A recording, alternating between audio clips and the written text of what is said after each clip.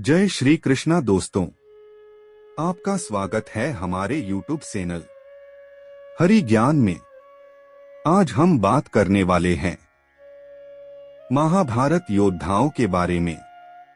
Video पूरी देखना दोस्तों, आज आपको सब पता लगने वाला है। तो आइए शुरू करते हैं। महाभारत युद्ध को कुरुक्षेत्र में लड़ा गया था। कौरवों और पांडवों की कुल 18 अक्षुणी सेनाएं थी, जिनमें कौरवों की 11 और पांडवों की 7 अक्षुणी सेनाएं थी।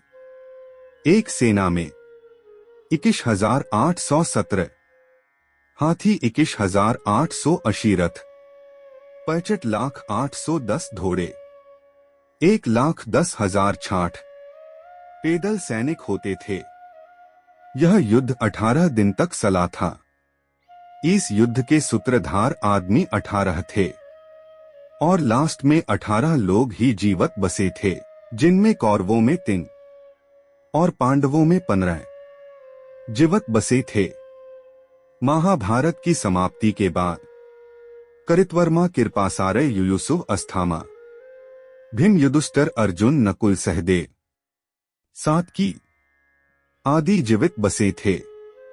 इसके अलावा धृतराष्ट्र, द्रौपदी, गांधारी, कुंती, विदुर, संजय, बलराम और श्री कृष्ण इस भयानक युद्ध में जिंदा बचे थे।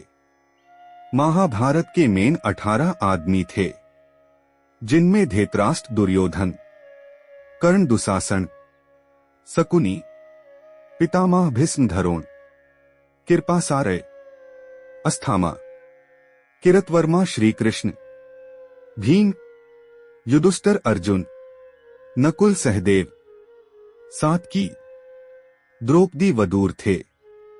पांडवों में बड़े योद्धाओं में विराट के पुत्र उत्तर, शंखस्वैत, सात्यकी, विदुर, द्रौपदी के 5 पुत्र धीरस, धूम, शिखंडी आदि सब मारे गए थे। कौरव पक्ष से कलीग राज, भानुकुपन, कितुमान, अलिगराज, कलीगवीर, परासोवीर, सुधर्क, मालीवीर आदि सब मारे गए थे। हजारों लोगों के मारे जाने के बाद 24,165 कौरव लापता हो गए थे। महाभारत में जीवित बसे योद्धा में नाम आता है कृपाचार्य, जो कौरवों की तरफ थे और उनको चिरंजीवी रहने का वरदान प्राप्त था। कृपाचार्य अस्थामा के मामा और कौरवों के कुल गुरु थे। महाभारत युद्ध में कौरवों की तरफ से सक्रिय थे। हिंदू धर्म के 4 चिरंजीवियों में से एक थे कृपाचार्य, जो कि आज भी जीवित है। दूसरे नंबर पर अस्थामा का नाम आता है। ये भी कौरवों की तरफ से लड़े थे। गुरु द्रोणाचार्य के पुत्र अस्थामा के माथे में अमूल्य मणि थी, जो कि देवता दानव नाग अस्त्र सहस्त्र से बसा के रखती थी, और यह ही कारण था कि उसे कोई मार नहीं सकता था। पिता को मारे जाने की खबर सुनकर अस्थामा दुखी होकर क्रोधित हो गए थे और युद्ध में नारायण अस्त्र का प्रयोग किया था। और श्री कृष्ण की सलाह से पांडवों ने नारायण अस्त्र को शांत किया था और द्रौपदी के 5 पुत्रों की सोहे हुए की हत्या अंधेरे में करके भागे थे। जब पांडव मारने के लिए पीछे दौड़े, अस्थामा ने डर के मारे ब्रह्मास्त्र का प्रयोग पांडवों पर कर दिया था। अस्थामा को ब्रह्मास्त्र वापस लेना नहीं आता था। उसने श्री कृष्ण के समझाने पर भी मरुभूमि जहां कोई जीव नहीं रहता वहां इसकी दिशा कर दो, पर उसने उल्टा अभिमन्यु की पत्नी उत्तरा की गर्भ में सोड़ दिया था। ब्रह्मास्त्र श्री कृष्ण ने सुदर्शनस्कर भेजकर उत्तरा के गर्भ की रक्षा की थी। श्री कृष्ण अस्थामा पर क्रोधित हुए और अस्थामा को सराफ दे डाला। 3000 बरस कोड़ी की रूप में जीवित रहने का सराफ दे डाला। 4 चिरंजीवी में से अस्थामा भी एक है, जो आज भी जीवित है। अगला नाम है करितवर्मा का। यादव थे और यह भोजराज हिड़क के पुत्र थे तथा कौरव पक्ष के महारथी थे। योद्धा थे जो महाभारत भीषण युद्ध में जीवित बस गए थे। जब मथुरा पर आक्रमण हुआ था, श्री कृष्ण ने पूर्वी द्वार का रक्षा का भार सौंपा था।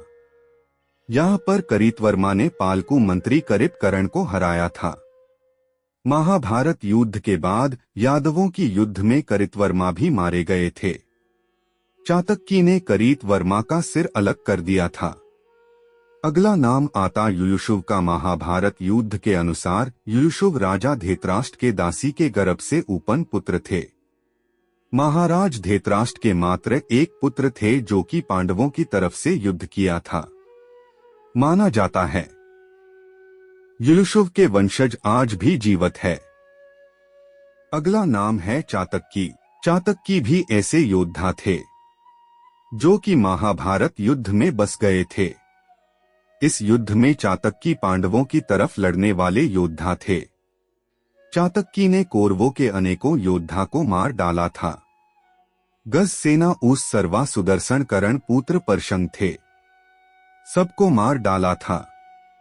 महाभारत के बाद यादवों के आपसी झगड़े में सतकी ने करितवर्मा का सिर काट दिया था और खुद भी मर गए थे।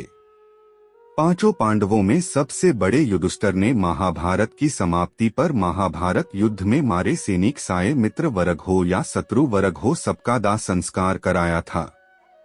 महाभारत के बाद कुछ योद्धा मारे गए थे और कुछ गांधारी के सराफ के कारण आपस में लड़कर मर गए थे। सराफ के कारण श्री कृष्ण के कुल में कलह शुरू हुआ और श्री कृष्ण के पुत्र आपस में झगड़कर मारे गए। बलराम ने यह देखकर समुद्र के किनारे समाधि ले ली।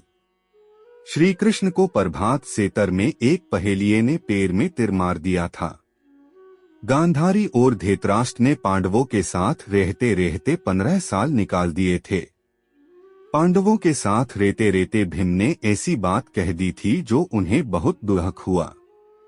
यह सुनकर गांधारी धृतराष्ट्र कुंती विदुर संजय जंगल जाकर तपस्या करने लगे। विदुर और संजय इनकी सेवा में लगे रहते थे और तपस्या किया करते थे।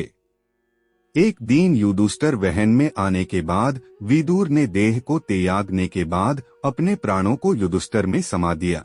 एक दिन धृतराष्ट्र अन्य सभी गंगा स्नान करने जा रहे थे तो जंगल में भीषण आग लग गई। भागने में असमर्थ थे। सबने प्राण त्यागने का निर्णय लिया और प्राण त्याग दिए। संजय ने यह बात ऋषियों को बताई और सब हिमालय तपस्या करने चले गए। युधिष्ठिर ने सबका अंतिम संस्कार किया और दान दक्षिणा देकर आत्मा की शांति कराई।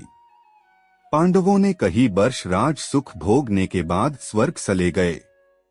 दोस्तों, जानकारी अच्छी लगी हो तो लाइक कर लीजिए। चैनल पर नए हैं तो सब्सक्राइब कर लीजिए और नए वीडियो के लिए। और हाँ, कमेंट में जरूर बताना स्टोरी कैसी